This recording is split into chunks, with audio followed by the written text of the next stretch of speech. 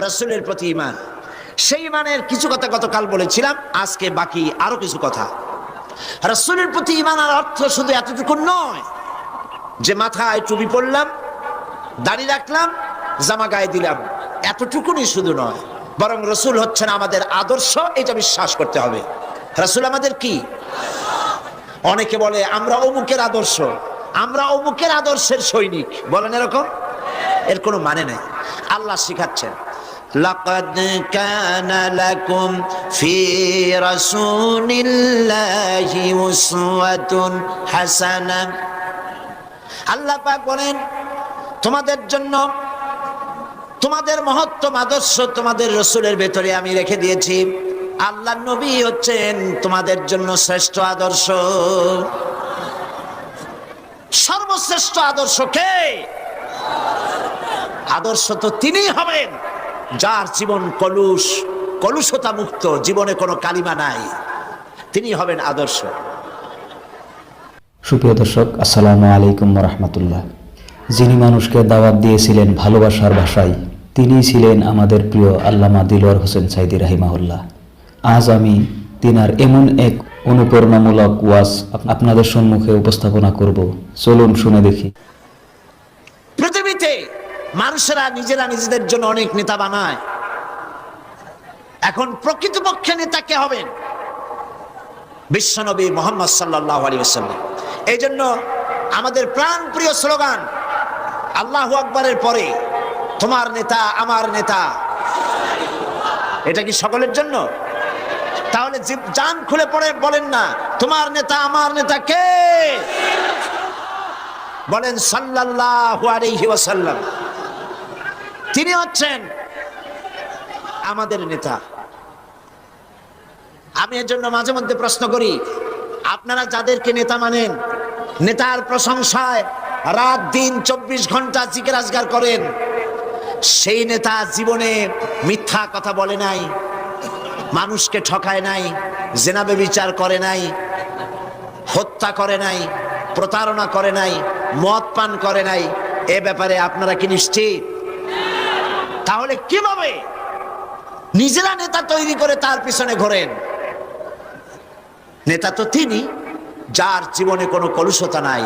তিনি কে? বিশ্বনবী মুহাম্মদুর রাসূলুল্লাহ সাল্লাল্লাহু আলাইহি ওয়াসাল্লাম। পৃথিবীর সমস্ত নেতাদের ক্যারেক্টার দুই রকম। ক্যারেক্টার কয় রকম? একটা হলো পাবলিক ক্যারেক্টার, আর একটা হচ্ছে পার্সোনাল ক্যারেক্টার। জনগণকে দেখাবার জন্য এক চরিত্র, আর ভেতরে হলো আর এক চরিত্র। সেই জন্য তারা বলে, আমি যা বলি তাই তোমরা করো, আমি যা করি তা তোমরা দেখবা না। রাসূল কি এরকম বলেছেন? আল্লাহর নবী তার বক্তব্য হচ্ছে, আমার স্ত্রীরা ও আমার সাহাবায়ে কিরাম দিনের আলোতে আর রাতের আধারে আমার মধ্যে যা কিছু তোমরা দেখতে পাও, যে আচরণ তোমরা দেখতে পাও, সবগুলি খুলে খুলে মানুষের সামনে বলে দাও। সুবহানাল্লাহ বলবেন না? আমার জীবনের সব কথা মানুষের সামনে বলে দাও। এই জন্য রাসূল করিম সাল্লাল্লাহু আলাইহি ওয়াসাল্লাম হচ্ছেন শ্রেষ্ঠ আদর্শ। তার নীতিকে অনুসরণ করতে হবে জীবনের সব ক্ষেত্রে। একটা মানুষ কতটা চরিত্রবান, কতটা ভালো, সেই কথা কে বলতে পারে? কার সার্টিফিকেট সবচাইতে বেশি নির্ভরযোগ্য? ম্যাজিস্ট্রেট, চেয়ারম্যান, মন্ত্রী, পীর সাহেব, মৌলানা সাহেব? কে সব থেকে একটা পুরুষের নির্ভরযোগ্য সার্টিফিকেট কে দিতে পারে? স্ত্রী দিতে পারে। রাসূলুল্লাহর চরিত্রের সার্টিফিকেট আল্লাহ তো দিয়ে রাখছেন। তারপর তার স্ত্রীর সার্টিফিকেটটা দেখুন। হেরা পাহাড় থেকে যখন নেমে এসে তিনি বলেছিলেন, আমি ভয় পেয়েছি, তাড়াতাড়ি করে আমাকে ঢেকে দাও। হযরতে খাদিজা জিজ্ঞেস করেছিলেন, আবুল কাসেম আপনার কি হয়েছে? কেন আপনি, আপনার চোখ বড় হয়ে গিয়েছে, শরীর কাঁপছে, গায়ে জ্বর উঠেছে, কারণ কি? তিনি বললেন, আমি এরকম এক জ্যোতির্ময় মহাপুরুষ দেখেছি যাকে আমি জীবনে কোনোদিন দেখি নাই। এই সমস্ত কথা আমাকে বলেছে, আমি পড়তে পারি না বলেছি, তারপরে আমাকে 3 বার বলার পরে আমাকে সিনার সাথে আলিঙ্গন করেছে, এরপর আমি বলতে পেরেছি, আমি ভয় পেয়ে গিয়েছি। হযরতে খাদিজা বলেন, আবুল কাসিম হে কাসেমের পিতা, আমি নিশ্চিত করে বলতে পারি কোন জিন, কোন দুষ্ট শয়তান আপনার অনিষ্ট করতে পারে না, কারণ আপনি কখনো মিথ্যা কথা বলেন না। আপনি প্রতিবেশীর হক আদায় করেন, আত্মীয়দের হক আদায় করেন, এতিম মিসকিনকে খেতে দেন, বিধবাকে আশ্রয় দেন। আপনার ক্ষতি কোনো জিন বা শয়তান করতে পারে না। নবীজি পরবর্তী সময় হযরত খাদিজাকে যখন ঈমানের দাওয়াত দিলেন, যখন তিনি বললেন আমি আল্লাহর নবী, তুমি ঈমান আনো আল্লাহর উপরে, আমাকে রাসূল হিসাবে, নবী হিসাবে মানো, হযরত খাদিজা এক মুহূর্ত দেরি করেন নাই, সঙ্গে সঙ্গে হযরত খাদিজা বলেছেন লা ইলাহা ইল্লাল্লাহু মুহাম্মাদুর রাসূলুল্লাহ। হে কাসেমের পিতা, আমি অবশ্যই বুঝতে পেরেছি আপনি আল্লাহর নবী। বিগত বছরগুলিতে আপনার মধ্যে যে আখলাক, যে চরিত্র দেখেছি, এটা কোনো সাধারণ মানুষের চরিত্র হতে পারে না। রাসূল করিম, রাসূলের উপর ঈমান আনার অর্থই হলো তার আদর্শের অনুসরণ করা, অনুকরণ করা। তিনি যা বলেছেন সবটা করা, যা করেছেন সবটা করা, মেনে নেওয়া। এইখানে যদি দ্বিধাদ্বন্দ্ব থাকে তাহলে তো মুমিন হওয়া যাবে না। হযরত ওমর রাদিয়াল্লাহু তাআলা আনহুর কাছে এক লোক এসে বলেছিল, এক মুসলমান একটা বিচারের সানি করতে এসেছিল, বলছে ওমর একটা বিচারের সানি করে দাও, দ্বিতীয়বার বিচারটা করে দাও। তো প্রথমবার কার কাছে গিয়েছিলে? তো তিনি বললেন যে আমি প্রথমবার তো মুহাম্মদ সাল্লাল্লাহু আলাইহি ওয়াসাল্লামের কাছে গিয়েছিলাম। আমি মুসলমান মানুষ, আমার বিরুদ্ধে ইহুদি কেস দায়ের করলো, হুজুর সাক্ষী প্রমাণ নিয়ে আমি মুসলমান, নামাজ পড়ি, যুদ্ধে যাই, চাঁদা দেই, আমার বিরুদ্ধে রায়টা দিলেন, এটা কি সঠিক হয়েছে? আপনি বরং এই সবকিছু শুনে মিলে এটাকে দ্বিতীয়বার বিচারটা করে দেন। হযরত ওমর রাদিয়াল্লাহু তাআলা আনহু বললেন দাঁড়াও, অপেক্ষা করো, আমি বিচার করতেছি। ঘরের মধ্যে প্রবেশ করলেন, তরবারি একখানা নিয়ে আসলেন, আর তরবারি দিয়ে আঘাত দিলেন। বললেন আল্লাহর বান্দা, রাসূল করিম সাল্লাল্লাহু আলাইহি ওয়াসাল্লাম বিচার করার পর সেই বিচার যে মানতে পারে না, তার বিচার তো এরকম করে করে দিতে হয়। লোকটি দ্বিখণ্ডিত হয়ে গেল। রাসূলের কাছে খবর এলো ওমর রাদিয়াল্লাহু তাআলা আনহু মুসলমান হত্যা করেছেন। চতুর্দিকে বদনাম ছড়িয়ে গেল। রাসূল করিম সাল্লাল্লাহু আলাইহি ওয়াসাল্লাম চিন্তায় পড়ে গেলেন, হযরত ওমর এতটা করতে গেলেন কেন? আল্লাহ পাকের পক্ষ থেকে আয়াত নাজিল হয়ে গেল। আল্লাহ রাব্বুল আলামিন শোনালেন, ফালা ওয়া রাব্বিকা লা ইউমিনুন। হে নবী, আপনার রবের কসম, আপনার আল্লাহর কসম, যেই ব্যক্তি ঈমানের দাবি করে, মুসলমানের দাবি করে, আপনার হুকুম, আপনার সিদ্ধান্ত মানতে দ্বিধা দ্বন্দ্বে ভোগে, সে কখনোই মুমিন হতে পারে না। সে মুমিন নয়। ওমর যাকে হত্যা করেছে সে মুসলমান নয়, মুনাফিক। সুতরাং ইসলাম কবুল করলে ইসলামের সবটা মানতে হবে, অল্প একটু মানলে হবে না। রাসূল করিম সাল্লাল্লাহু আলাইহি সাল্লামকে তার উপর ঈমান আনতে হলে সম্পূর্ণটাই মানতে হবে। রাসূল করিম সাল্লাল্লাহু আলাইহি ওয়াসাল্লামের জীবনে, তার মিশনে বাধা আসলো কেন?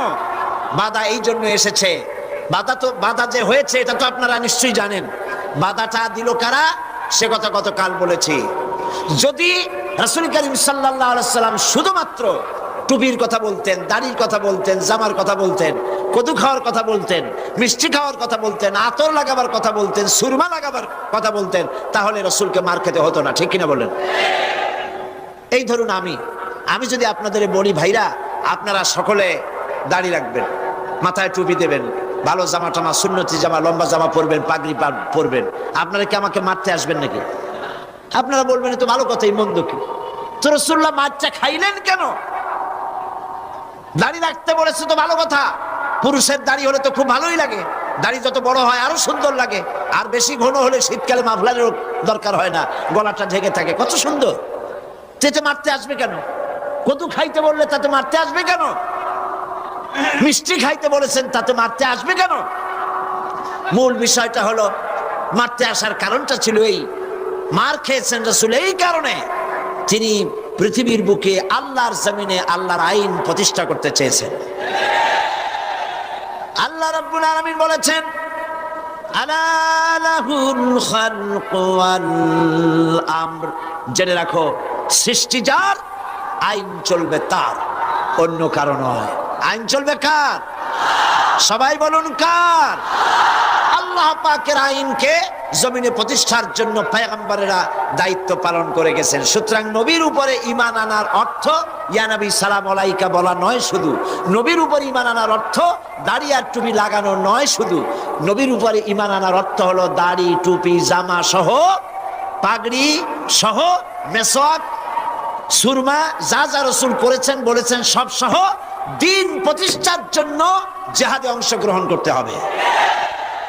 সেই কথাই আসছে 3 নম্বরে গিয়ে, ওয়াতুজাহিদুনা ফি সাবিলিল্লাহি বিআমওয়ালিকুম ওয়া আনফুসিকুম যালিকুম খায়রুল লাকুম ইন কুনতুম তা'লামুন। আল্লাহর রাস্তায় জিহাদ করো। আল্লাহর রাস্তায় কি করো?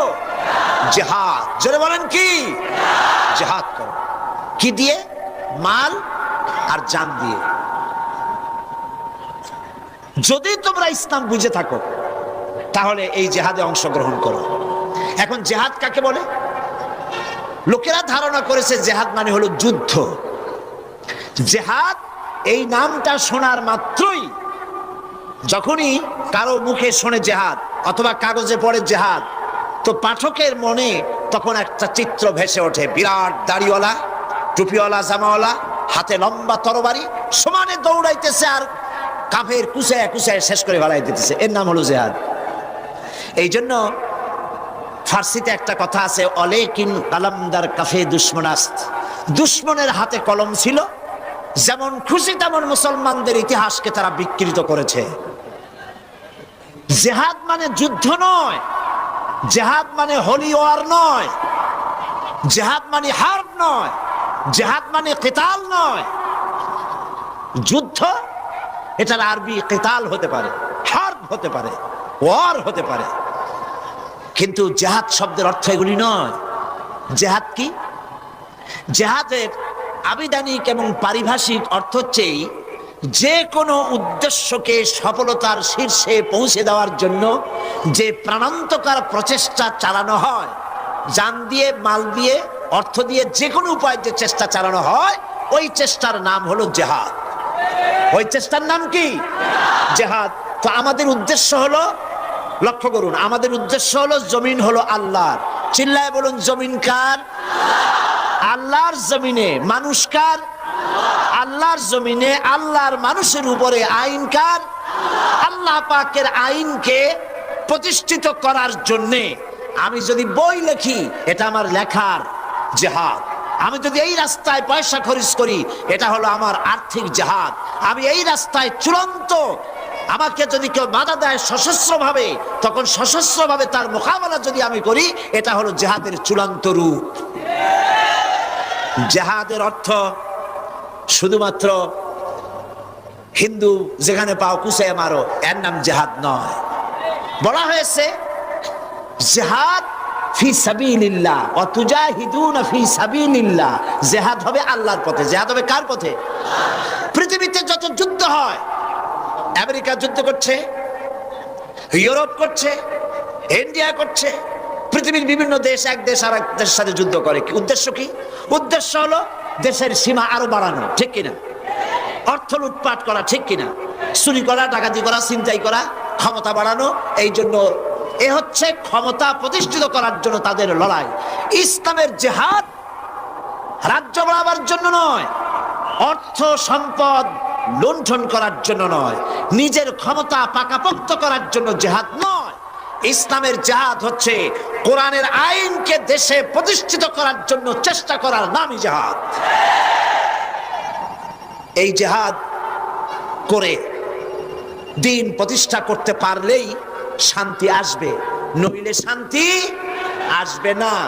শান্তি প্রতিষ্ঠার জন্যে চেষ্টা কি কম হয়েছে পৃথিবীতে? 1920 সনের আগে প্রথম বিশ্বযুদ্ধ হলো। প্রথম বিশ্বযুদ্ধ হওয়ার পর পৃথিবীতে লক্ষ লক্ষ মানুষ মরল।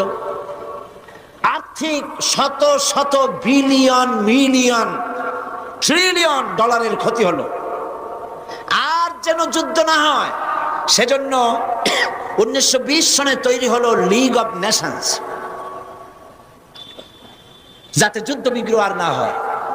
লিগ অব নেশনস তার সমস্ত প্রচেষ্টা ব্যর্থ হয়ে গেল। 1939 সনে সেকেন্ড গ্রেট ওয়ার, দ্বিতীয় বিশ্বযুদ্ধ শুরু হয়ে গেল। আর এই যুদ্ধ চলল 1945 সন পর্যন্ত। একটানা 6 বছর যুদ্ধ চলল। পৃথিবীর লক্ষ লক্ষ মানুষ নিহত হলো, কোটি কোটি মানুষ সাবারার হলো, বাড়ি গেল, ঘর গেল, ইন্ডাস্ট্রি গেল, দেশ গেল, সব শেষ হয়ে গেল। পৃথিবীতে আর যাতে যুদ্ধ বিগ্রহ না হয় সেজন্য তৈরি হলো ইউনাইটেড নেশনস অর্গানাইজেশন, সংক্ষেপে ইউএনও, আকওয়ামে মুত্তাহিদা, জাতিসংঘ তৈরি হলো।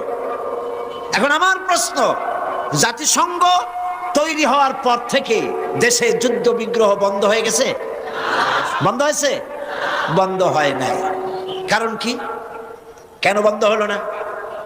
আমি জাতিসংঘ হেডকোয়ার্টারের সামনে 42 স্ট্রিট, যেটা হচ্ছে জাতিসংঘ হেডকোয়ার্টারের একদম সামনে, এইখানে আমি মাহফিল করেছি।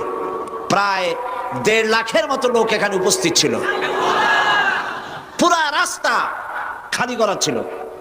সেটা ছিল মুসলিম ডে, প্যারেড ডে। সেইখানে যখন বক্তৃতা করলাম,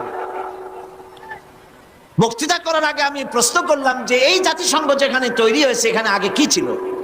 আমাকে এর ইতিহাস শোনানো হলো যে এই জায়গায় আগে ছিল কসাইখানা। এখানে গরু, ছাগল, ভেড়া, শুয়ার ইত্যাদি জবাই করত, আর সেগুলি গোশত এখান থেকে সব জায়গায় ডিস্ট্রিবিউট হতো, বিক্রি হতো, কসাইখানা। সেই জায়গাটা খরিদ করে জাতিসংঘের অফিস বানানো হয়েছে। বললাম কাজ তো খারাপ হয় নাই, ভালোই হয়েছে। যেখানে আনঅফিসিয়াল পশু জবাই হতো সেখানে এখন অফিসিয়ালি দুনিয়ার মানবতা জবাই করার ব্যবস্থা করা হয়েছে।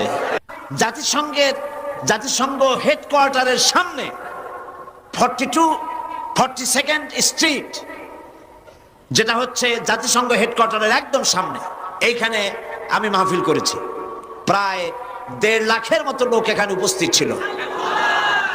পুরা রাস্তা খালি করা ছিল। সেটা ছিল মুসলিম ডে, প্যারেড ডে। সেইখানে যখন বক্তৃতা করলাম, বক্তৃতা করার আগে আমি প্রশ্ন করলাম যে এই জাতিসংঘ যেখানে তৈরি হয়েছে এখানে আগে কি ছিল? আমাকে এর ইতিহাস শোনানো হলো যে এই জায়গায় আগে ছিল কসাইখানা। এখানে গরু, ছাগল, ভেড়া, শুয়ার ইত্যাদি জবাই করত, আর সেগুলি গোশত এখান থেকে সব জায়গায় ডিস্ট্রিবিউট হতো, বিক্রি হতো, কসাইখানা। সেই জায়গাটা খরিদ করে জাতিসংঘের অফিস বানানো হয়েছে। বললাম কাজ তো খারাপ হয় নাই, ভালোই হয়েছে। যেখানে আনঅফিসিয়াল পশু জবাই হতো সেখানে এখন অফিসিয়ালি দুনিয়ার মানবতা জবাই করার ব্যবস্থা করা হয়েছে। 25 মিনিট বক্তৃতা করেছিলাম। আলহামদুলিল্লাহ 3 জন খ্রিস্টান সেখানে মুসলমান হয়েছে। জাতিসংঘ তৈরি হলো পৃথিবীর মানুষকে শান্তি দেওয়ার জন্য, শান্তি দিতে পারে নাই। আমি সেইখানে এই বক্তৃতাটা করেছিলাম যে জাতিসংঘের দৃষ্টান্তটা যেন সেই ঘটনার মতো। একজনের বাড়িতে আগুন লেগেছে, বাড়িওয়ালা চিৎকার মেরে বলছে, কে আছো কোথায় ভাইরা? যার কাছে যা আছে তাই নিয়ে আমার বাড়ির আগুন নিভায় দাও। তার এক বন্ধু ছিল, তার ছিল সমিল, করাত মিল। সে শুনেছে বন্ধু বলেছে যা আছে তাই নিয়ে আসো। সে চতুর্দিকে তাকায় দেখলো কিছু গাছের করাতের গুড়ি, গাছ কাটে যে গুড়ি গুড়ি পড়ছে, 2 বস্তা করাতের গুড়ি নিয়ে, গাছের গুড়ি নিয়ে ছুটলো আগুন নিভাবার জন্য। আর একজনের ছিল রাইস মিল, 3 বস্তা তুষ নিয়ে দৌড় মারলো। আর একজনের ছিল পেট্রোল পাম্প, 50 গ্যালন পেট্রোল নিয়ে দিল দৌড়। যার কাছে যা আছে তাই নিয়ে ছুটলো। বন্ধুরা, এইসব জিনিস এসে আগুনের মধ্যে জিনিস এনে ফেলে দিল। বেচারার যাও 2-1খানা খুঁটি বাঁচত, তাও কি আর বাঁচবে? বাঁচবে। বললাম এই জাতিসংঘ দুনিয়ার শান্তি প্রতিষ্ঠার জন্য আহ্বান করলো, পৃথিবীর বন্ধুরা তোমাদের যার কাছে যা আছে তাই নিয়ে আসো, দুনিয়ার আগুন নিভাই, অশান্তির আগুন নিভায় দেই। রাশিয়া বলল আমার কাছে আছে দুনিয়ার নিকৃষ্ট পচা মতবাদ কমিউনিজম। পৃথিবীর পচা নিকৃষ্ট মতবাদ কমিউনিজমকে নিয়ে রাশিয়া এগিয়ে এলো। ভারত বলল আমার কাছে আছে পৃথিবীর আরো নিকৃষ্ট শয়তানরা আবিষ্কার করা ধর্মনিরপেক্ষবাদ। সে সেইটা নিয়ে দৌড় দিল। ন্যাশনালিজম, সোশ্যালিজম, কমিউনিজম, এম্পিরিয়ালিজম, দুনিয়ার যার কাছে যত মতবাদ ছিল সব ছুটে এসে জাতিসংঘের সেই চুলার মধ্যে ঢেলে দিল। এখন হলো এই অশান্তির আগুনে ঘৃতাহুতি দিয়ে পৃথিবীর অশান্তিকে আরো দাবানলের মতো জ্বালায় দেওয়া হলো। অবস্থা হলো এই পৃথিবী হলো যেন এক উত্তপ্ত কড়াই, আর পৃথিবীর মানুষেরা হচ্ছে তাতে জনমের মতো ফ্রাই। ঠিক কিনা? সুতরাং পৃথিবীর মানুষ তো মানুষকে শান্তি দিতে পারবে না, জাতিসংঘ তা প্রমাণ করেছে। সেন্টো করেছে, সিয়াটো করেছে, আসিয়ান করেছে, সার্ক করেছে। 7টি দেশ মিলে শান্তির জন্য, প্রতিবেশী 7টি দেশ মিলে সার্ক তৈরি হয়েছিল। সার্ক তো আর হয় নাই, হয়েছে শার্ক। শার্ক মানে কি? খাঙ্গর। এরা 7 জন যখন এক জায়গায় বসতো তখন কোরআনের ওই আয়াত মনে পড়ে যেত, তাহসাবুহুম জামিআন ওয়া কুলুবুহুম শাত্তা। দেখতে দেখা যায় খুবই তারা ঐক্যবদ্ধ, কিন্তু তাদের একের অন্তর আর একজনের অন্তর থেকে যোজন যোজন দূরে। ভারতের প্রধানমন্ত্রী যখন বাংলাদেশের প্রধানমন্ত্রীর পাশে বসে মনে হয় খুব মহব্বত, কিন্তু মহব্বত মাঝখানে একটা মাদার গাছ থাকে। সীমান্ত কিভাবে লুট করা যাবে, কিভাবে দরিয়ার মধ্যে ভেসে ওঠা দ্বীপকে দখল করা যাবে, শকুনের মতো সেদিকেই ভারত তাকায় থাকে। কাজেই পৃথিবীর মানুষ যত আইন, যত মতবাদ যাই তৈরি করেছে, মানুষের জন্য কল্যাণের তা কোনো কারণ হয় নাই। এই জন্য জিহাদ হচ্ছে আল্লাহর দ্বীনকে চূড়ান্ত বিজয় পর্যন্ত নিয়ে যাওয়ার জন্য যে সংগ্রাম হয়, যে আন্দোলন হয়, সেটাই হলো চূড়ান্ত কথা। আল্লাহ রাব্বুল আলামিন শান্তি প্রতিষ্ঠার জন্য ফর্মুলা দিয়েছেন। কার ফর্মুলায় কাজ হবে বলেন? কার ফর্মুলায়? আল্লাহ রাব্বুল আলামিন শান্তি প্রতিষ্ঠার ফর্মুলা দিয়েছেন। তাআলাউ ইলা কালিমাতিন সাওয়াইন বাইনানা ওয়া বাইনাকুম আল্লা না'বুদা ইল্লাল্লাহ। হে নবী, আপনি বলুন, ও আহলে কিতাবের লোকেরা, এসো তোমরা আর আমরা এমন একটা কথায় একত্রিত হই যা তোমাদের জন্য এবং আমাদের জন্য সমভাবে প্রযোজ্য। তা হচ্ছে আল্লাহ না'বুদা ইল্লাল্লাহ, আল্লাহ ছাড়া কারো গোলামি করব না। এই স্লোগান দাও, আল্লাহ ছাড়া কারো গোলামি করব না। খ্রিস্টানেরা কথা বলো, ইহুদিরা কথা বলো, তাহলেই পৃথিবীতে শান্তি আসবে। আজ কি পৃথিবীর সব রাষ্ট্রসমূহ আল্লাহর গোলামি করে না প্রতিবেশী রাষ্ট্রের গোলামি করে? আল্লাহরে ভয় পায় বেশি না প্রতিবেশীরে ভয় পায় বেশি? প্রতিবেশী ভারতের ভয় অস্থির, এক এক দেশ আর এক দেশের ভয়তে অস্থির। এই জন্য আল্লাহ পাক বলেছেন, ঘোষণা করো আল্লাহ না'বুদা ইল্লাল্লাহ, আল্লাহ ছাড়া কারো গোলামি করব না। ওয়ালা নুশরিকা বিহি শাইআ, আর আল্লাহর সাথে কারো অংশীদার স্থাপন করব না। ওয়ালা ইয়াত্তাখিযা বা'দুনা বা'দান আরবাবাম মিন দুনিল্লাহ, আর আমরা কাউকে আল্লাহ ছাড়া কাউকে সুপার পাওয়ার হিসাবে মেনে নেব না। সুপার পাওয়ার কে? চিল্লায় বলো। আল্লাহই হচ্ছেন সুপার পাওয়ার, তার থেকে বড় পাওয়ার কেউ হতে পারে না। আমেরিকা, ইউরোপ, ফ্রান্স, জার্মান, এর কোনটাই সুপার পাওয়ার নয়। সুপার পাওয়ার হচ্ছেন আল্লাহ সুবহানাহু ওয়া তাআলা, তাকেই একমাত্র সুপার পাওয়ার হিসাবে গ্রহণ করে নাও। এটাই হচ্ছে ইসলামের বিপ্লবী দাওয়াত। ইসলামের বিপ্লবী দাওয়াত হচ্ছে, কেউ যদি আমাকে প্রশ্ন করেন যে কোরআন শরীফের 30 পারা কোরআন, এ তো বোঝার আমার সময় নাই, সংক্ষেপে আমাকে বলেন কোরআনের মূল মিশন কি, কোরআনের মূল দাওয়াত কি, কি উদ্দেশ্য নিয়ে কোরআন পৃথিবীতে এসেছে, এক কথায় বলেন। হ্যাঁ, এক কথায় বলা যাবে, কোরআনের মূল মিশন, মূল দাওয়াত হচ্ছে এই। আল্লাহ রাব্বুল আলামিন বলেন, ইয়া আইয়ুহান্নাসু উবুদু রাব্বাকুমুল্লাযী খালাকাকুম ওয়াল্লাযীনা মিন ক্বাবলিকুম লাআল্লাকুম তাত্তাকুন। হে মানব সকল, বিশেষ কোন জনগোষ্ঠীকে ডাকে নাই আল্লাহ। এ কথা কার? বিশেষ কোন জনগোষ্ঠী নয়, বিশেষ কোন ধর্মের লোক নয়। আল্লাহ দাওয়াত দিচ্ছেন সার্বজনীন, কারণ আল্লাহ পাক শুধু মুসলমানদের আল্লাহ নন। আপনারা কি মনে করেন আল্লাহ কি শুধু মুসলমানদের আল্লাহ?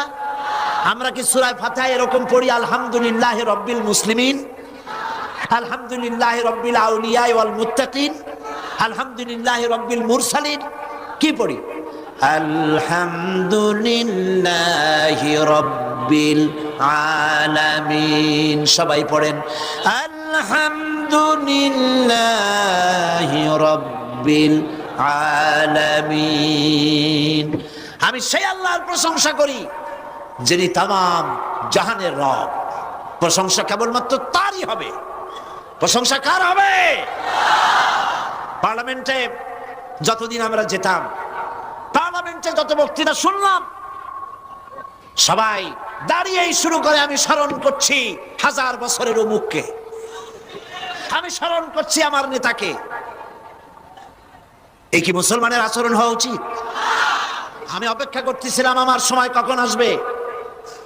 আমাকে যখন স্পিকার সাহেব সময় দিলেন, আমি আল্লাহ শুকর আদায় করি যে কয়েকদিন পার্লামেন্টে গেছি যতবার কথা বলেছি আমার আল্লাহর কথা বলেছি, আমার রাসূলের কথা বলেছি।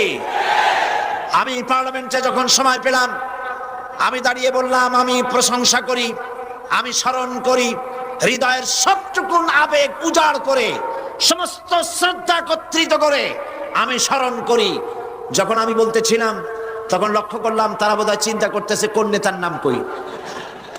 আমি বললাম আমি আমার হৃদয়ের সবটুকুন আবেগ উজাড় করে স্মরণ করি ওই বিশাল আকাশের মালিক, বিস্তীর্ণ জমিনের মালিক আমার আল্লাহ রাব্বুল আলামিনকে স্মরণ করি। পার্লামেন্টে সেই দিন আমি সব থেকে বেশি পরিতৃপ্ত হয়েছিলাম, কারণ আমি আমার আল্লাহর নাম পার্লামেন্টে চিৎকার দিয়ে বলতে পেরেছি। সুতরাং সেই আল্লাহ রাব্বুল আলামিন তিনি শুধু মুসলমানদের আল্লাহ নন, তিনি সমস্ত সৃষ্টি জগতের স্রষ্টা। কাজেই তার দাওয়াত শুধু মুসলমানদের জন্য এখানে নয়, কোরআনের মূল দাওয়াত গোটা বিশ্বের সমস্ত মানুষের জন্য। সুবহানাল্লাহ বলেন। সেটা কি? ইয়া আইয়ুহান নাস, হে মানব মণ্ডলী, উবুদু রাব্বাকুম, আয় আতিউ রাব্বাকুম, ইবাদত করো, দাসত্ব করো, গোলামি করো, আনুগত্য করো তোমার রবের। কোন রব? যিনি তোমাকে সৃষ্টি করেছেন, তোমাদের পূর্বপুরুষদেরও যিনি সৃষ্টি করেছেন তার ইবাদত করো। ইবাদত মানে কি? গোলামি। বলুন ইবাদত মানে কি? গোলামি। এখন ইবাদত শব্দের অর্থ যদি হয় নামাজ আর রোজা, হজ আর যাকাত, তাহলে অর্থটা কি দাঁড়াবে? 24 ঘন্টার ভিতরে 5 ওয়াক্ত নামাজ পড়তে সময় লাগে কতটা? 1-1.5 ঘন্টা। তাহলে নামাজ যদি শুধু ইবাদতের নাম হয় তাহলে তার অর্থ দাঁড়াবে 24 ঘন্টার ভিতরে 1.5 ঘন্টা আপনি আল্লাহর গোলাম, বাকি 22.5 ঘন্টা শয়তানের গোলাম হতে রাজি। কে কে হাত উঁচু করে দেখান তো? একজনও নাই। রোজা যদি শুধু হজের নাম হয়, রোজা যদি শুধু ইবাদতের নাম হয়, তাহলে তার অর্থ কি দাঁড়াবে? 12 মাসের ভিতরে 1 মাসের জন্য আপনি আল্লাহর গোলাম, আর 11 মাসের জন্য শয়তানের গোলাম হইতে কেউ রাজি আছেন? তাহলে কি বোঝা গেল? নামাজ, রোজা, হজ, যাকাত এগুলি ইবাদতের অংশ। যেমন আমার হাত, এটি হচ্ছে আমার বডির অংশ। এটা আমার হাত, এটা আমার মাথা, এটা আমার চোখ, এটা আমার পা, এটা আমার পেট। মানুষটা কই বলেন? সবটা মিলাইয়া মানুষ। নামাজ, রোজা, হজ, যাকাত ওয়ান কাইন্ড অফ ইবাদত, কমপ্লিট ইবাদত নয়। কমপ্লিট ইবাদত হচ্ছে নামাজ, রোজা, হজ, যাকাত সহ। যার কথা মতো নামাজ পড়বেন, নামাজ পড়েন কার কথা মতো বলেন? যার কথা মতো বাইতুল মুকাররমে সেজদা দেন, যার কথা মতো বাড়িতে গাড়িতে সেজদা দেন, তার কথা মতো পার্লামেন্ট চালাতে হবে। এর নাম ইবাদত। এর নাম কি? যার কথা মতো হজ করেন, যাকাত দেন, যার কথা মতো মাঝে মধ্যে নির্বাচনের আগে মাথায় পট্টি লাগান, সে আল্লাহর কথা মতো দেশ চালাতে হবে, এর নাম হলো ইবাদত। এর নাম কি? এর নাম হচ্ছে ইবাদত। ইবাদত শুধু নামাজ রোজা হজ যাকাত নয়। আবার এই কথা আপনারা বললেন না যে সাইদি সাহেব বলেছেন নামাজ রোজা কোনো ইবাদতই না। মানুষ তো বুঝে একটা করে গিয়ে আরেকটা, রিপোর্ট করে আবার আরেক রকম। কথা বুঝতে পেরেছেন? উল্টা পাল্টা বুঝবেন না। নামাজ রোজা তবে ইবাদতের অংশ, কমপ্লিট ইবাদত নয়। কমপ্লিট ইবাদত হচ্ছে আল্লাহর গোলামি হবে জন্ম থেকে শুরু করে মৃত্যু পর্যন্ত, মুরগির ফার্ম থেকে শুরু করে জাতিসংঘ পর্যন্ত সব জায়গায় আইন চলবে কার? সেই আইন চালু করার জন্যই আল্লাহ পাক এই কোরআন নাজিল করেছেন। উবুদু রাব্বাকুম আই আতিউ রাব্বাকুম, আল্লাহর ইবাদত করো, আল্লাহর গোলামি করো, করলেই শান্তি পাবা। দেখুন না, আকাশে যে সূর্যটা আছে এটা কি পৃথিবীর চাইতে ছোট না বড়? কত বড়? 13 লক্ষ গুণ বড়। কত বড় সূর্য, চন্দ্র, গ্রহ, নক্ষত্র, সৌররাজি দাঁড়ায় আছে না চলে? এ ব্যাপারেও বিজ্ঞানীদের ভিন্ন ভিন্ন মত আছে। কোন কোন বিজ্ঞানী বলেছেন সূর্য ঘোরে, কেউ কয় চন্দ্র ঘোরে, কেউ কয় দুনিয়া ঘোরে, কেউ কয় আমরাও ঘুরি। প্রকৃতপক্ষে ঘোরে কে, সে কথা কার কাছ থেকে জানবো? আল্লাহ রাব্বুল আলামিন দুনিয়ার মানুষকে তার সৃষ্টি জগৎ সম্পর্কে জানাই দিয়েছেন।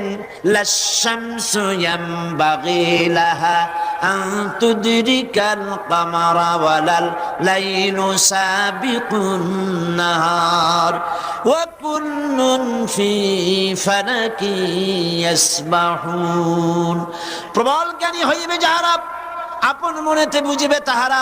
রাত্রি পারে না আগে যাইবার দিনের স্থান করি অধিকার। চন্দ্র বাঁধে না সূর্যের গায়েতে, সূর্য পারে না চন্দ্রকে ধরিতে। যার যে স্থান বহাল রাখিয়া ভ্রমণ করিছে খোদাকে ডরিয়া। আল্লাহকে ভয় করে যার যার গতিপথে চলছে। ওয়া কুল্লুন ফি ফালাকি ইয়াসবাহুন, মহাশূন্যে যা আছে কেউ দাঁড়ায় নাই, সব ঘুরছে। সুবহানাল্লাহ। Activity is life, inactivity is death. যতদিন ঘুরবে ততদিন পৃথিবী চলবে। যখন ঘোরা বন্ধ হবে, বিরাট এক ঝাঁকুনি খেয়ে স্তব্ধ হয়ে যাবে পৃথিবী, কিয়ামত অনুষ্ঠিত হয়ে যাবে। সব ঘুরছে কার হুকুমে? এখন লক্ষ্য করেন, এই যে ঘুরতেছে সব, অত বড় সূর্য, অত বড় তারকা, সুবহানাল্লাহ, কি বিশাল তারকা। কোন কোন তারকা তো এমনও আছে যার আলো পৃথিবীর মাটি আজ স্পর্শ করতে পারেনি, অথচ আলোর গতি প্রতি সেকেন্ডে 1,86,000 মাইল। কোথায় সেই তারকা? যে সূর্য পৃথিবীর চাইতে 13 লক্ষ গুণ বড়। এই রকমের 3 কোটি সূর্য খাইয়া হজম করতে পারে এমন হাজার হাজার তারকা আল্লাহ পাক গ্যালাক্সির মধ্যে তৈরি করে রেখেছেন। আবার অমন বড় বড় তারকা চকলেটের মতো চুষা খাইয়া শেষ করতে পারে এরকম ব্ল্যাক হোল আল্লাহ তৈরি করে রেখেছেন মহাশূন্যের ভেতরে। কোনো মারামারি নাই। আছে মারামারি? আমাদের দেশে রাস্তাঘাটে ট্রাফিক পুলিশ আছে, ট্রাফিক পুলিশের হাতছানি, সিগন্যাল লাইটের চোখ রাঙানি, এগুলি আছে। থাকার পরেও এত কিছু অ্যারেঞ্জমেন্ট, তারপরেও দেখা যায় ট্রাকের সঙ্গে বেবি ট্যাক্সি, বেচারা গরিব মানুষ, লাগলো এক ধাক্কা। বেবি ট্যাক্সি গরিব মানুষ 3 ঠ্যাং উপরের দিকে দিয়ে রাস্তার পাশে বসে আল্লাহ আল্লাহ করতে থাকে। হয় কিনা এরকম? এবার আকাশের দিকে তাকায় দেখেন, কোনো অ্যাক্সিডেন্ট আছে? ট্রাফিক পুলিশ আছে, সিগন্যাল লাইট আছে, কেন অ্যাক্সিডেন্ট হয় না? কার কথা মানে? কার কথা? আমার আল্লাহ রাব্বুল আলামিন বলেন, আফা গায়রা দীনিল্লাহি ইয়াবগুন ওয়া লাহু আসলামা মান ফিস সামাওয়াতি ওয়াল আরদি তাওআন ওয়া কারহা। আফা গায়রা দীনিল্লাহি ইয়াবগুন, আমার দেওয়া জীবন ব্যবস্থা ছেড়ে দিয়ে মানুষের তৈরি করা, অন্যের তৈরি করা কোন জীবন ব্যবস্থা গ্রহণ করতে চাও? ওয়ালাহু আসলামা, অথচ মান ফিস সামাওয়াতি ওয়াল আরদ, অথচ আকাশে যা আছে, জমিনে যা আছে, এর মাঝখানে যা আছে, সব আনুগত্যের মস্তক আমার সামনে নত করে দিয়েছে। সুবহানাল্লাহ, সুবহানাল্লাহ, সুবহানাল্লাহ। সূর্য হুকুম মানে কার? সূর্যের ক্ষমতা নাই রাত 12টার সময় বাংলাদেশে উদিত হয়, চাঁদের ক্ষমতা নাই, রাতের ক্ষমতা নাই দিনের মধ্যে প্রবেশ করতে, দিনের ক্ষমতা নাই রাতের ভিতরে প্রবেশ করে। আর পদ্মা, মেঘনা, যমুনা, ব্রহ্মপুত্রের মিষ্টি পানি বঙ্গোপসাগরের নোনা পানির ভিতরে গিয়ে ওই নোনা পানিকে মিষ্টি বানাতে পারে না। আবার নোনা পানিগুলি জোয়ারের টানে পদ্মা, গঙ্গা, যমুনা, সুরমা, কর্ণফুলীর ভিতরে ঢুকে মিষ্টি পানিকেও লবণাক্ত করতে পারে না। কার হুকুম মানে? আল্লাহ রাব্বুল আলামিন বলেন মারাজাল বাহরাইনি ইয়ালতাকিয়ান বাইনাহুমা বারযাখুন লা ইয়াবগিয়ান ফাবিআইয়ি আলা'i রাব্বিকুমা তুকাযযিবান। কোন পার্টিশন নাই মাঝখানে, একদিকে নোনা পানি একদিকে মিষ্টি পানি, মাঝখানে কোনো পার্টিশন নাই। মিষ্টি পানি নোনা পানিকে নোনা বানাতে পারে না, নোনা পানি মিষ্টি পানিকে মিষ্টি বানাতে পারে না। আল্লাহ পাক বলেন সব আমার হুকুম মেনে চলছে। কার হুকুম? কার হুকুম? সুন্দরবনে, জঙ্গলে, পাহাড়ে অসংখ্য হিংস্র প্রাণী আছে, মারামারি নাই, ঝগড়া নাই, সব আরামে আছে, ঠিক কিনা? সমুদ্রের মধ্যে মারামারি আছে নাকি? বঙ্গোপসাগর বলে নাকি আরব সাগর?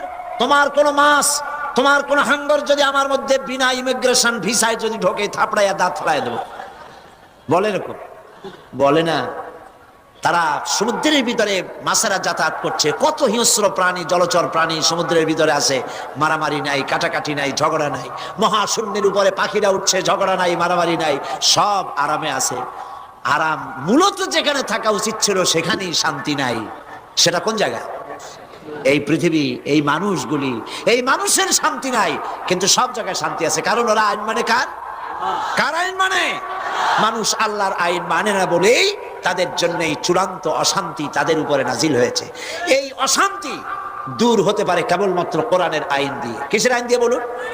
কোরআনের আইন দিয়ে অশান্তি দূর হবে, অন্য কোন আইন দিয়ে অশান্তি দূর হতে পারে না। এই জন্য ইসলাম বিরোধী লোক যারা, তারা যখন কোনো দেশে ঢোকে, কোন দেশ যখন শাসন ক্ষমতা পায়, তখন কোরআন শরীফে সূরা আন-নামলের ভিতরে বলা হয়েছে তারা দুইটা কাজ করে। একটা হলো ফাসাদ বরপা করে দেয়, বিপর্যয় সৃষ্টি করে। আর দুই নম্বরের কাজ হলো যে দেশে তারা প্রবেশ করে, সেই দেশে যে দেশের ক্ষমতা তারা হাতে নেয়, সেখানে তারা সম্মানিত লোকদেরকে বেইজ্জত করে। এটা হলো তাদের কাজ। আর ইমানদাররা যদি রাষ্ট্র পায় তাহলে কি হয়? আল্লাহ রাব্বুল আলামিন বলেন আল্লাযীনা ইম্মাক্কান্নাহুম ফিল আরদ আকামুস সালাতা ওয়া আতাউজ যাকাতা ওয়া আমারু বিল মারুফি ওয়া নাহাউ আনিল মুনকার ওয়ালিল্লাহি আকিবাতুল উমুর। মুমিন বান্দারা যদি ক্ষমতা পায়, লক্ষ্য করুন কারা ক্ষমতা পায়?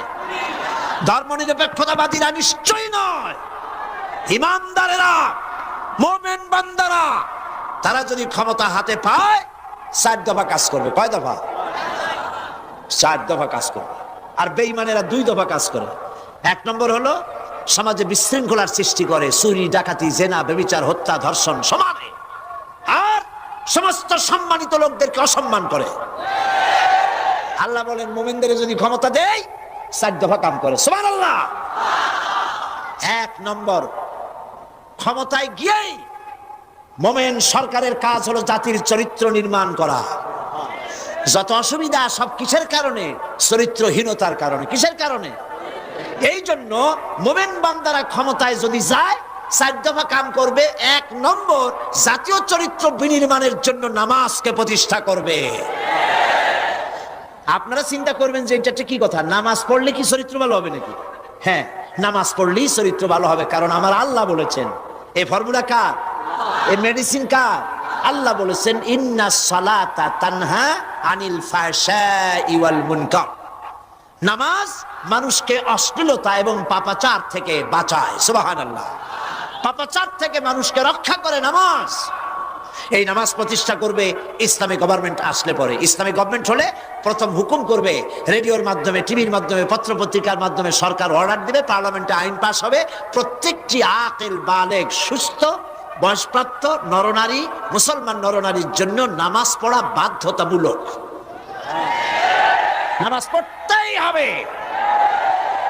ফায়দা কি হবে দেখুন, নামাজ আজান হয়ে গিয়েছে, জোহরের আজান, সরকারের বিধান থাকবে আজানের সঙ্গে সঙ্গে কল কারখানা, ক্ষেত খামার, অফিস আদালত, পার্লামেন্ট, সেক্রেটারিয়েট, ক্যান্টনমেন্ট, দোকানপাট সব বন্ধ, আধা ঘন্টার জন্য সব বন্ধ।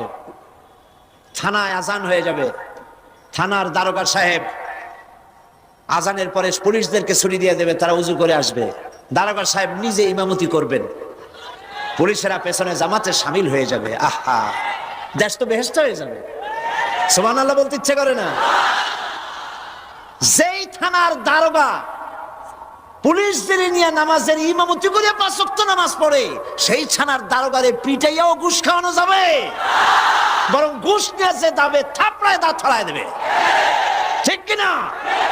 আমাকে সরকার বেতন দেয়, তুই টাকা দিবি কেন? ঠিক কিনা? নামাজ তাকে ঘুষ থেকে বাঁচায় দেবে এবং সরকার পুলিশদের বেতন বাড়ায় দেবে। কারণ পুলিশেরা, আমি পুলিশদের ব্যাপারে পার্লামেন্টে কথা বলেছি, জানেন আপনারা নিশ্চয়ই, পুলিশদের পরিশ্রম বেশি, তারা তাদের খাটনি বেশি, ঈদের দিনেও ছুটি কিসমতে হয় না, জুমার দিনেও নামাজ পড়ার ছুটি অনেক সময় পায় না। বড় বড় অফিসারেরা বউ নিয়ে থাকে, সাধারণ পুলিশ অরত রক্ত মাংসের গড়া মানুষ, 6 মাসেও বউর কাছে যাওয়ার সময় পায় না, বাচ্চাদেরকে চোখে দেখতে পারে না, চোখে দেখার সময় হয় না, ঈদের জন্য নিজের স্ত্রীকে নতুন একটা শাড়ি পরাবার পয়সা তাদের হয় না। আমি পার্লামেন্টে বলেছি পুলিশদের বেতন বাড়ায় দাও এবং পুলিশদেরকে, প্রত্যেকটি পুলিশ যাতে বউ নিয়ে থাকতে পারে যেখানে চাকরি করে, সে ব্যবস্থা করে দাও। তো তাদের হাত যদি খারাপ হয়, এই হাত খারাপ হওয়ার জন্য দায়ী সরকার। তারা যদি ঘুষ খায় সেজন্য দায়ী সরকার। পুলিশেরা যদি জিনা করে সেজন্য দায়ী সরকার। পুলিশদের যদি তারা দারোগার ইমামতি পুলিশে নামাজ পড়ছে, সুবহানাল্লাহ, পুলিশগুলি কি ভালো হয়ে যাবে, সুবহানাল্লাহ। এসপির অফিসে আজান হয়ে গেছে, superintendent of police, inspector general of police জামাতের ইমামতি করবেন। রাজারবাগ পুলিশ লাইনে সব থেকে বড় পুলিশ অফিসার জুমার দিনে এসে খুতবা দিবেন, পুলিশেরা তার পিছনে নামাজ পড়বে। এই পুলিশদের চরিত্র ফেরেশতার মতো হয়ে যাবে না? সুবহানাল্লাহ। আমার দেশের বিডিআর প্রধান, আর্মি প্রধান, কমান্ডার ইন চিফ আজান হয়ে গিয়েছে, প্রধান সেনাপতি নামাজ পড়বেন তার সেনাবাহিনীর সাথে নিয়ে। আহা, আল্লাহর কাছে দোয়া করবে একসাথে, সেনাবাহিনী খালেদ বিন ওলীদের মতো হয়ে যাবে। ভারত তো ভারত, সারা দুনিয়া মুসলমান সৈন্যদের সামনে চোখ তুলে তাকাতে পারবে না, কারণ তারা আল্লাহকে সেজদা দেয়। কারে সেজদা দেয়? সেই আর্মিদেরকে, বিডিআর সেনাবাহিনী, পুলিশ বাহিনীকে কোরআন শিক্ষার ব্যবস্থা সরকারের পক্ষ থেকে করা হয় না। রেডিও টেলিভিশনের মধ্যে দিয়ে, চাওয়া পাওয়া অনুষ্ঠানের মধ্যে দিয়ে গান শোনানো হয়। আর্মিদের গান শুনে কি বানাইতে চাও? আর্মি গান শুনে করবে কি? প্রেমের গান শুনিয়া অনেক খালিদ বিন ওলীদের ইতিহাস শোনাও, শহীদ তিতুমীরের ইতিহাস শোনাও, মজনু শায়ের ইতিহাস শোনাও, তাকে হযরতে খালিদ সাইফুল্লাহর ইতিহাস শোনাও, হাজী শরীয়তুল্লাহর ইতিহাস প্রত্যেক দিন রেডিওতে, টিভিতে শোনাও। ভারতের গোলামেরা আমার সেনাবাহিনীর পায়ের উপরে চুমা খাবে।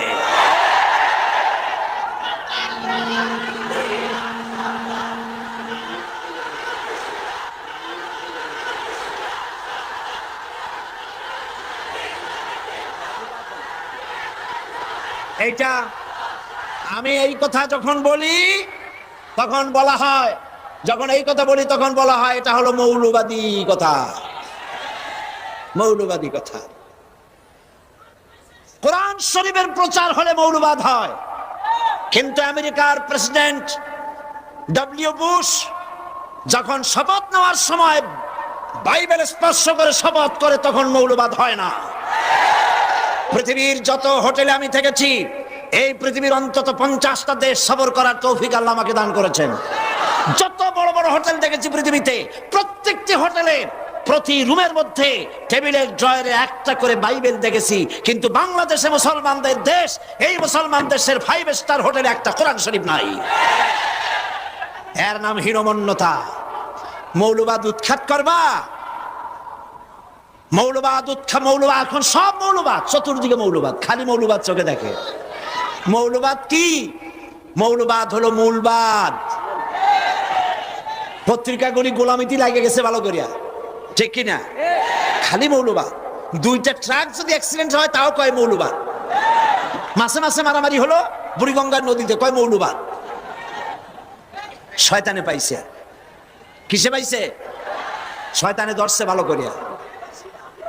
মৌলবাদ শব্দটা মূলবাদ, মূল, মৌলিক থেকে, মূল থেকে মৌলিক, সেখান থেকে মৌলবাদ। মূল হচ্ছে কোরআন, মূল হচ্ছে হাদিস, মূল হচ্ছে আল্লাহ, মূল হচ্ছে কোরআন, মূল আমার রাসূল। সেই মৌলবাদ তোমরা উৎখাত করবা, এত সোজা। তোমরা মৌলবাদ উৎখাত করবার বাংলার 12 কোটি মানুষ বসে বসে আঙ্গুল চষবে, এত সহজ নয়।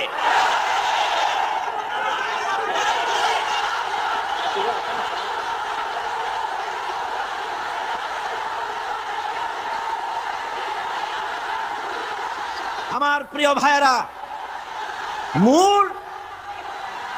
মূলের শক্তি বেশি না আগার শক্তি বেশি? বসুন বসুন। মূলের শক্তি বেশি না আগার শক্তি বেশি? তোমরা যারা আমাদেরকে ভালো করে শুনে রাখো, তোমরা যারা পত্রিকায় ভারতের গোলাম সাংবাদিকেরা, ভারতের গোলাম বুদ্ধিজীবীরা আমাদেরকে যারা মৌলবাদী বলো, আমরা মূলবাদী, গাছের গোড়ায় আছি। তোমরা আগাবাদী। আমরা যদি মূলবাদী হই, তোমরা কি? তোমরা আগাবাদী। আগায় বসে থাকো, বেশি বান্দরামি করবা না। আগায় বসে ফল খাও, পাতা খাও, আমরা কিচ্ছু কব না। কিন্তু ওইখানে বসে যদি ভেংসি মারো বারবার, 12 কোটি মানুষ এই গাছের গোড়া ধরে নাড়া দেবে, এক ঝাঁকি থেকে দিল্লি গিয়ে পড়বি।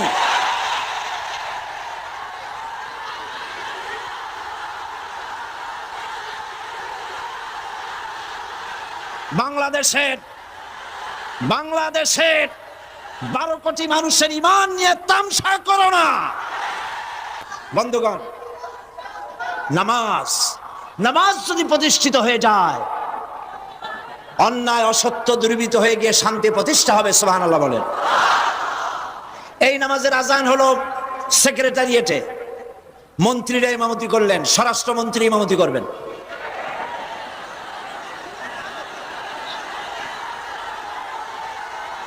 পররাষ্ট্রমন্ত্রী ইমামতি করবেন। আল্লাহ যেন যোগ্যতা দেয়, কোন আমিন। এখন যদি ওনারা কন যে আপনাদের এশার নামাজ আমি পড়াই দেব, কোন মন্ত্রী যদি আসে, লোকেরা কবে লা হাওলা ওয়ালা কুওয়াতা ইল্লা বিল্লাহ। আল্লাহ আপনাদের যোগ্যতা দিক, আমরা বলি আমিন। মন্ত্রীর ইমামতিতে সেক্রেটারিয়েটের সমস্ত ব্রুকরাস, আমলারা যদি নামাজ পড়ে, গভর্নমেন্টের টাকা পকেটে নিতে পারবে? কোটি টাকা কোথার থেকে মারিং কাটিং হয়। আমার দেশে তো কোনো জিনিসের অভাব নাই, সব আছে, শুধুমাত্র সচ্চরিত্র নেতৃত্বের অভাব। এই অভাবটা পূরণ হতো যদি নামাজ কায়েম হয়ে যেত। আল্লাহর নবী বলেছেন, লা দীনা লিমান লা সালাতা লাহু, যার কাছে নামাজ নাই তার কাছে দ্বীন নাই, ঈমান নাই, চরিত্র নাই, কিছুই নাই। আল্লাহর নবী বলেছেন, আল্লাহর বান্দা এবং কাফেরের মধ্যে পার্থক্য কি? পার্থক্য হলো নামাজ। যে নামাজ পড়ে সে আল্লাহর বান্দা, যে নামাজ পড়ে না সে ব্যক্তি কুফরি করলো।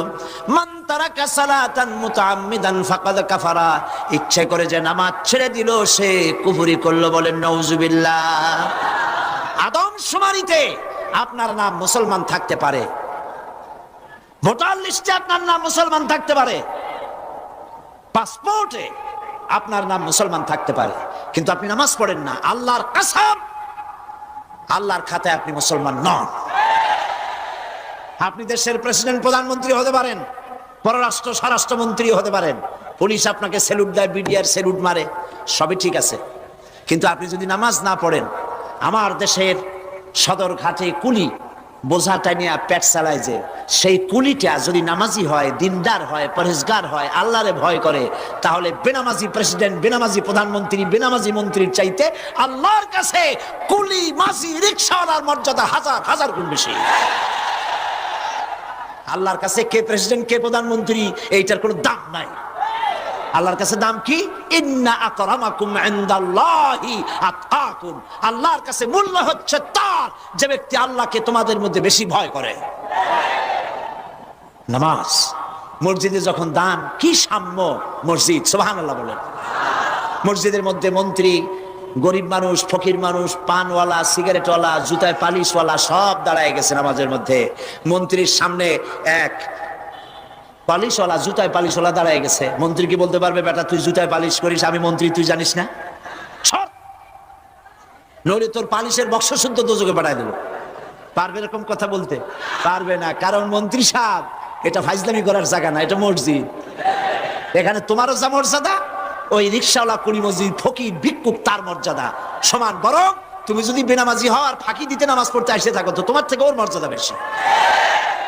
কবি বলেছেন, एक ही सब में खड़े हो गए महमूद व अयाज, एक ही सब में खड़े हो गए महमूद व अयाज, न कोई बंदा रहा न कोई बंदा नवाज। एक ही কাতারে সম্রাট মাহমুদ আর তার ভৃত্য আয়াজ দাঁড়ায় গেছে।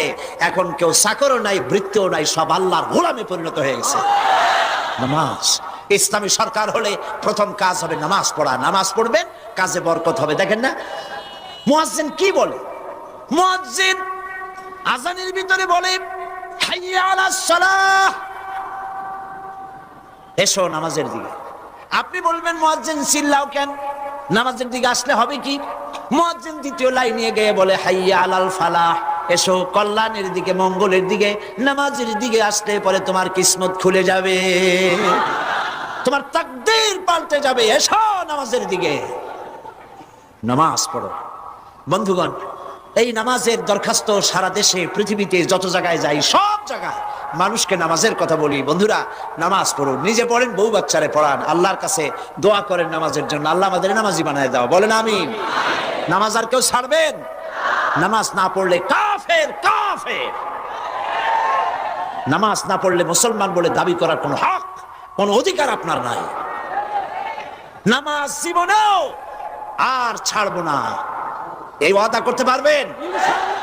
দুই হাত উঁচু করেন, বলেন ইয়া আল্লাহ, তোমার কোরআনের মাহফিলে তোমারে সাক্ষী রেখে দুই হাত উঁচু করে কসম করি, শপথ করি, ওয়াদা করি, যতদিন পর্যন্ত মালাকুল মউত আমার মাথার কাছে না আসতেছে, ততদিন পর্যন্ত ফরজ নামাজ, ফরজ রোজা আর ছেড়ে দেব না, আর ছেড়ে দেব না, আর ছেড়ে দেব না। এবার চিৎকার দিয়া বলেন, ইয়া আল্লাহ, আজকের এই কসম, আজকের এই শপথ, আজকের এই ওয়াদা আমার মৃত্যু পর্যন্ত আমাকে পালনের তৌফিক দাও, আমিন। হাত নামান। বন্ধুগণ, আল্লাহ যেন ওই ওয়াদা আমাদের পালন করার তৌফিক দেন, জোরে বলেন আমিন। আমি কি জোর করাই হাত উঁচু করলাম, না ইচ্ছা করে করেছেন? সাক্ষী রইলেন কে? দেখলেন কে? খবরদার নামাজ ছেড়ে দিবেন না। ইসলামী সরকার হলে পরে আমার আর তাফসীর করা লাগবে না, ওয়াজও করা লাগবে না। আলহামদুলিল্লাহ, আপনারা নিজেরাই করবেন ইনশাআল্লাহ। আল্লাহ সেই সুদিন আমাদেরকে দিবেন, দিবেন। সেজন্য কি করতে হবে বলবো ইনশাআল্লাহ। ইসলামী রাষ্ট্র প্রতিষ্ঠা হলে পরে আল্লাহ বলেন, আমার মোমেন বান্দাদের যদি ক্ষমতা দেই তাহলে কয়টা কাজ করবে কোন তো? আলহামদুলিল্লাহ, আপনাদেরকে ওয়াজ শুনে আমি খুব মজা পাই, কারণ আপনারা মনে রাখতে পারেন। আলহামদুলিল্লাহ বলেন। এক নম্বর হলো নামাজ প্রতিষ্ঠা করবে। দুই নম্বরে, ইসলামী সরকার ক্ষমতায় আসলে যাকাত। প্রথমে তো কি জন্য নামাজ, সেটা তো বলেছি, চরিত্র বিনির্মাণের জন্যে, গোটা সমাজের মানুষকে চরিত্রবান বানাবার জন্যে তাকে নামাজ পড়ানো হবে, নামাজ বাধ্যতামূলক করা হবে। দুই নম্বরে, অর্থনৈতিক প্রবৃদ্ধির জন্যে, অর্থনৈতিক সমৃদ্ধির জন্যে জাকাত ভিত্তিক অর্থ ব্যবস্থা কায়েম করা হবে। কোন ব্যাংক আর সুদ নিতে পারবে না। সমস্ত ব্যাংক, রাষ্ট্রায়ত্ত ব্যাংক, প্রাইভেট সেক্টরের ব্যাংক, সমস্ত ব্যাংককে সুদ মুক্ত করা হবে। কারণ সুদ হলো হারাম। সুদ কি? আল্লাহ রাসূল বলেছেন সুদের মধ্যে 70টি গুনাহ, তার 70 গুনাহ হলো নিজের মা, গর্ভধারিণী মাকে বিবাহ করা। নাউজুবিল্লাহ। সুদ মুক্ত করা কি কঠিন না সহজ? ইসলামী ব্যাংকে সুদ আছে, তো ইসলামী ব্যাংক যদি সুদ মুক্ত ভাবে চলতে পারে, তুমি পারো না কেন? কোন দুঃখে পারো না? ইসলামী ব্যাংক কি প্রফিট কম করে? বরং সরকারের দৃষ্টিতে ইসলামী ব্যাংক হচ্ছে ভিভিআইপি ব্যাংক, সব থেকে বেশি প্রফিট করে এবং সব থেকে বেশি সোশ্যাল ওয়েলফেয়ার মূলক কাজ করে ইসলামী ব্যাংক। এই যে প্রচন্ড শীত, এই শীতে ইসলামী ব্যাংক 10 লক্ষ টাকার শীত বস্ত্র উত্তরবঙ্গে বিতরণ করেছে। ডিজাস্টার যখন হয়, দেশে যখন প্লাবন হয়, ভূমিকম্প, নানান রকমের অসুবিধা হয়, তখন ইসলামী ব্যাংক সাহায্যের হাত বাড়ায় দেয়। ইসলামী ব্যাংক হাসপাতাল করেছে, আরো বেশি বেশি করার তৌফিক যেন আল্লাহ দেয়। জোরে আমিন। ইসলামী ব্যাংকে এত বরকত হয় কেন? বরকত হওয়ার কারণ হলো হালালে বরকত হয়, হারামে কোনো বরকত হয় না। যেমন কুত্তা, কি এই কুত্তায় বাচ্চা দেয় কয়টা? বছরে কয়টা? 7টা, 8টা, 10টা। ওর তো কোনো পরিবার পরিকল্পনা নাই, জন্মের মতো হয়। আচ্ছা, যে হারে কুত্তায় বাচ্চা দেয়, এই হারে সব কুত্তা যদি বেঁচে থাকতো, তাহলে আপনারা কি রাস্তা দিয়ে হাঁটতে পারতেন? কি বলেন? রাস্তা দিয়ে হাঁটা সম্ভবত কুত্তার জ্বালায়? সম্ভবত না। যে হারে জন্মের মতো কুত্তা হয়, ওই রকম জন্মের মতো মরে। এবার দেখেন, গাভী বাছুর দেয় কয়টা? বছরে কয়টা? মাত্র একটা বাছুর দেয়। তারপরে মুসলমানেরা যা জমের খাওয়া খায়। এরপরে কোনটা বেশি, কুত্তা বেশি না গরু বেশি? গরু বেশি, কারণ এটা হালাল। একটা বাচ্চা দেওয়ার পরে ওইটা বরকত হয় জন্মের মতো, আর ওইটা হারাম। পাইকারি দরে বাচ্চা দেয়, তারপরেও পাইকারি দরে মরে। সুদওয়ালা ব্যাংকগুলি যেহেতু আল্লাহর সাথে যুদ্ধ করে, কোরআন শরীফে আল্লাহ পাক বলেছেন, ফাইন লাম তাফআলু ফাযানু বিহারবিন মিনাল্লাহি ওয়া রাসূলিহি। সুদকে আমি হারাম করে দিলাম, এটা জানার পরেও যারা সুদ গ্রহণ করবে, লেনদেন করবে, আল্লাহ এবং রাসূলের সঙ্গে যুদ্ধের ঘোষণা রইল। সেই জন্য বরকত নাই, দেশে শান্তি নাই। আর ও আল্লাহর হুকুম মানে সুদ মুক্ত ব্যাংকিং করে, তাই আল্লাহর রহমত, বরকত আল্লাহ ঢাইয়া দিয়েছে। আমার বন্ধুগণ, যাকাত ইসলামের অর্থনীতি। আমাদের দেশে এখনো যদি যাকাতকে গভর্নমেন্ট কালেকশন করে, যাকাত কালেকশন করবে কে? সরকার কালেকশন করবে। কে বলেছে? কোরআন শরীফ বলেছে। সূরা তাওবার মধ্যে আল্লাহ পাক যাকাতের কথা বলেছেন। অনেক জায়গায় যাকাতের কথা আসছে। সূরা তাওবার মধ্যে আল্লাহ ভাগ করে দিয়েছেন যাকাত কারে কারে দেবা। যাকাত পাওয়ার জায়গা শুধু এতিমখানা নয়, শুধু লিল্লা বোর্ডিং নয়। যাকাতের জায়গা 8টা হেডে যাকাত দিবেন। কয়টা হেড? 8টা হেডে যাকাত দিবেন। কালেকশন করবে গভর্নমেন্ট, ডিস্ট্রিবিউট করবে গভর্নমেন্ট। তবে যেই সরকার নামাজ প্রতিষ্ঠা করে না, সেই সরকার যাকাত আদায় করার অধিকারও রাখে না। কাজে আপনি যাকাত বোর্ড গঠন করিয়া উপর দুপুর দিয়ে ঘি খাবেন, গাছেরটাও খাবেন, তলারটাও খাবেন, এই সুযোগ ইসলাম দেয় না। এর নাম মুনাফিকি। নামাজ প্রতিষ্ঠা করো, তারপর যাকাত আদায় করো, কোনো অসুবিধা নাই। যাকাত আদায় করবে ওই গভর্নমেন্ট যে গভর্নমেন্ট নামাজ প্রতিষ্ঠা করে রাষ্ট্রীয়ভাবে। এই যাকাত এখন যদি কালেকশন করা হয়, বাংলাদেশে গভর্নমেন্ট যদি কালেকশন করে, বাংলাদেশের ব্যাংকে যে রিজার্ভ মানি আছে, রিজার্ভ গোল্ড আছে, এবং বিভিন্ন ব্যাংকে যত সিকিউরিটি মানি এবং যত রিজার্ভ মানি যা আছে, শিল্পপতি যা আছে বাংলাদেশে, যাদের যত টাকা আছে, একটা হিসাব করে আমরা জেনেছি যে এখনো যদি বাংলাদেশ সরকার যাকাত সঠিকভাবে আদায় করে, শুধু যাকাতের টাকাই আদায় হতে পারে 6,000 কোটি টাকা। প্রতি বছর 6,000 কোটি টাকা যাকাত কালেকশন হতে পারে। এছাড়া ওসর তো রয়েই গেছে। ওসর তো মুসলমানের আজকে জানেও না যে ওসর কি, সার পোকা না তেলা পোকা, বুঝেও না ওসর কারে কয়। ওসর হচ্ছে ফসলের যাকাত। সেই ফসলের যাকাত কিভাবে দিবেন তা লোকেরা জানে না। গভর্নমেন্ট যদি চিন্তা করুন, 6,000 কোটি টাকা প্রতি বছর যদি যাকাত কালেকশন হয়, আর গভর্নমেন্ট যদি এই টাকাগুলি দিয়ে গরিব জনসাধারণের রিলিফ অ্যান্ড রিহ্যাবিলিটেশন, তাদের ত্রাণ এবং পুনর্বাসনের ব্যবস্থা যদি করে, তাহলে দারিদ্র বলে কোনো জিনিস কি বাংলাদেশে থাকবে? বন্ধুগণ, ইসলামী রাষ্ট্র যখন ক্ষমতায় আসবে, ইসলামী অর্থাৎ মুসলমান মুমিনারা যখন ক্ষমতায় আসবে, কয় দফা কাজ করবে? না না, ভুলে গেছেন, আর কইছেন 8টা, 4 দফা। 4 দফা। 1 নম্বরে কি? নামাজ। 2 নম্বরে কি? যাকাত। 3 নম্বরে হচ্ছে আমারু বিল মারুফ ওয়া নাহাউ আনিল মুনকার। 3 নম্বরের কাজ হলো ভালো কাজের আদেশ করবে, সব ভালো ভালো কাজের আদেশ। সুবহানাল্লাহ, রাসূলুল্লাহ এটা করেছেন। ভালো কাজের আদেশ করা, অন্যায় কাজ থেকে ফিরায় রাখা, এটাই হলো মুসলমানের দায়িত্ব। সুবহানাল্লাহ। আল্লাহ রাব্বুল আলামিন বলেন, কুনতুম খায়রা উম্মাতিন উখরিজাত লিন-নাস তা'মুরুনা বিল মারুফ ওয়া তানহাউনা আনিল মুনকার ওয়া তু'মিনুনা বিল্লাহ। আল্লাহ পাক বলেছেন, তোমরা শ্রেষ্ঠ জাতি। কারা? কারা? বাঙালিরা শ্রেষ্ঠ জাতি। আমার পরিচয় বাঙালি নয়। আবারও বলি, আমাদের প্রথম পরিচয় আমরা মুসলমান। চিল্লায় বলো, প্রথম পরিচয় কি? মুসলমান। দ্বিতীয় পরিচয়, যে দেশে বাস করি সেই দেশের সিটিজেন হিসেবে বাঙালি নয়, বাংলাদেশি। আমার দ্বিতীয় পরিচয় কি? চিল্লায় বলো। বাঙালি বলে যারা পরিচয় দেয়, এর একটা কারণ আছে। কারণ হলো পশ্চিমবঙ্গেও বাঙালি আছে। তারা সীমারেখা মুছে ফেলতে চায়, 2 এলাকার বাঙালি এক বানাইতে চায়। বাঙালি হলে তো ডিমার্কেশন থাকবে না, আইডেন্টিটি থাকবে না কোন জায়গার বাঙালি। আমি বাংলাদেশি, বাংলাদেশে বাস করি বলে আমার পরিচয় আমি বাংলাদেশি। প্রথম পরিচয় মুসলমান। প্রথম পরিচয় কি? এই মুসলমান পরিচয় আল্লাহ পাক বলেছেন, কুনতুম খায়রা উম্মাতিন উখরিজাত লিন-নাস, তোমরা শ্রেষ্ঠ জাতি। সুবহানাল্লাহ। আমার আল্লাহ আমাকে বলেছেন, আনন্দে গর্বে মুসলমানের বুক ফুলে ওঠা উচিত। আল্লাহ আমাকে বলেছেন, তুমি শ্রেষ্ঠ জাতি। সুবহানাল্লাহ বলো। তোমাদের কাজ কি? তোমাদের কাজ হলো ভালো কাজের আদেশ দিবে, অন্যায় কাজ থেকে মানুষকে ফিরায় রাখবে।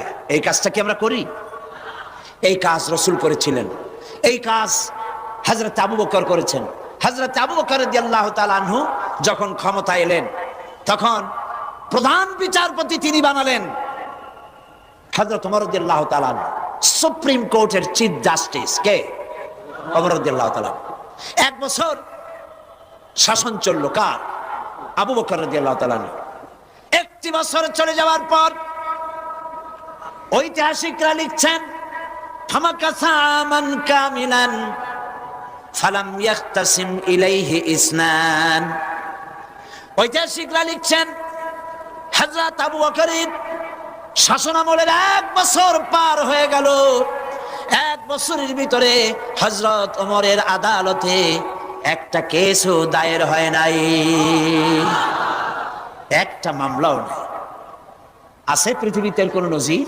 আমাদের দেশে যাই দেখেন মামলা ঠেলা ডাকি।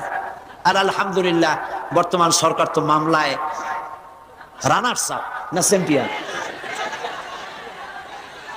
এত মামলা বোধহয় কোন সরকারের আগে পারে নাই। আল্লাহর মেহেরবানি, যার যে ক্ষমতা আল্লাহ দেয়। একটা মামলা আদালতে নাই।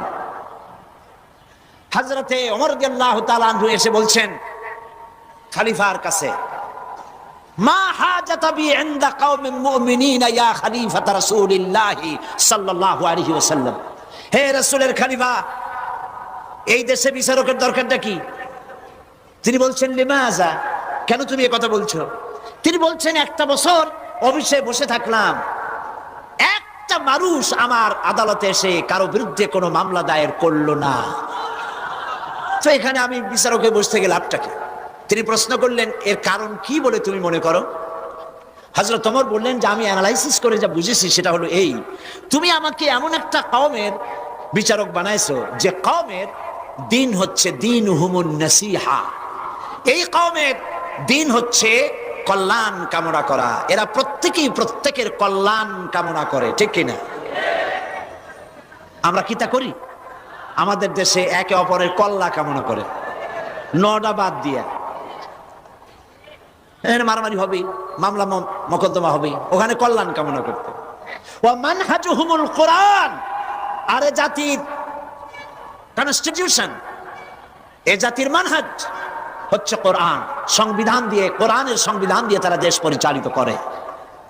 ওয়া আমালুহুম আল আমরু বিল মারুফ ওয়া নাহি আনিল মুনকার, আর এই জাতির আমলটা হচ্ছে পরস্পরকে ভালো কাজের আদেশ দেয়, অন্যায় কাজ থেকে ফিরায় রাখে। প্রত্যেকের ভালো কাজের আদেশ দেয়, খারাপ কাজ দেখলেই দুই হাতে ফিরায়। এরা কেস করতে আসবে কেন? কুল্লু ওয়াহিদিন মিনহুম ইয়ারিফু হাদ্দাহু ফায়াকিফু ইনদাহ, আর এই জাতি তার ডেঞ্জার নাম্বার চেনে, রেড সিগন্যালে এসে দাঁড়ায় যায়, প্রসিড করে না। যেখানেই আল্লাহর হারামের সীমারেখা সেখানেই দাঁড়ায় যায়, রেড সিগন্যাল ক্রস করে না। মদ, জুয়া, জিনা, ব্যভিচার ইত্যাদির কাছে যায় না, হত্যা, ধর্ষণ, চুরি, ডাকাতি ইত্যাদির কাছে যায় না। ওয়াইজা মারাদু আহাদুহুম আদুহু, এদের মধ্যে যখন কোনো লোক অসুস্থ হয় তখন সকলে তাকে সেবা শুশ্রূষা করতে যায়। সুবহানাল্লাহ ওয়া বিহামদিহি। ওয়াইজাফতাকারা নাসারুহু, আর কেউ যদি এর মধ্যে গরীব হয় তাহলে সবাই সাহায্যের হাত বাড়ায় দেয়। ফাফিমা ইয়াখতাসিমুনা ইলাইয়া ইয়া খলিফাত রাসূলুল্লাহ সাল্লাল্লাহু আলাইহি ওয়াসাল্লাম, এই যখন জাতির অবস্থা, তখন কেন এই জাতি মামলা করতে আসবে? সেই যুগে একটা মামলা পর্যন্ত ছিল না। মূল দায়িত্ব তাদের ছিল আমারু বিল মারুফ ওয়া নাহি আনিল মুনকারের দায়িত্ব তারা পালন করছিল। আমাদেরকে এই দায়িত্বটা পালন করতে হবে। রাজি আছেন? যেখানে অন্যায় সেখানে সিংহের মতো গর্জে উঠবেন, চাকরির পরোয়া করবেন না। বন্ধুগণ, আল্লাহ রাব্বুল আলামিন আমারু বিল মারুফ ওয়া নাহি আনিল মুনকারের দায়িত্ব দিয়েছেন মুসলমানদেরকে, এই দায়িত্ব পালন করো। এই দায়িত্ব পালন করলে দেশ থেকে অন্যায়, অসত্য দূরীভূত হয়ে যাবে। বলেন আলহামদুলিল্লাহ। তাহলে এই পৃথিবীতে আমরা চাই আল্লাহর জমিনে আল্লাহর দ্বীন কায়েম হবে। কি চাই? সেই দিন কায়েম করার জন্য জিহাদের ময়দানে লোক। সম্মানিত দর্শক, আমরা অনেক সময় ইসলামকে নিজের মতো করে বুঝি, কিন্তু ইসলামকে বোঝা যায় কেবল কোরআন ও বিশ্বনবী সাল্লাল্লাহু আলাইহি সাল্লামের আলোয়।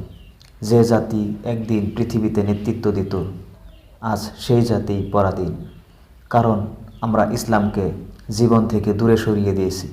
আমরা নাম রেখেছি মুসলমান, কিন্তু আচরণ, চিন্তা আর ব্যবহারে ইসলামকে ভুলে গেছি। মনে রেখো, যে জাতি ইসলামকে বুঝে আল্লাহ তাআলা সেই জাতিকে সম্মান করে, আর যে জাতি ইসলামকে উপেক্ষা করে আল্লাহ তাআলা তার থেকে সম্মান কেড়ে নেয়। চলো আজ থেকেই শুরু হোক জীবনের এক নতুন যাত্রা, কোরআনের দিকে, হাদিসের দিকে, সত্যিকারের ইসলামের দিকে। এই ওয়াজটি যদি তোমার ভালো লেগে থাকে তবে ভিডিওটি শেয়ার করো, আর এমন আরও ভিডিও পেতে আমাদের চ্যানেল জান্নাতের পথ সাবস্ক্রাইব করে রাখো। আসসালামু আলাইকুম ওয়া রাহমাতুল্লাহ।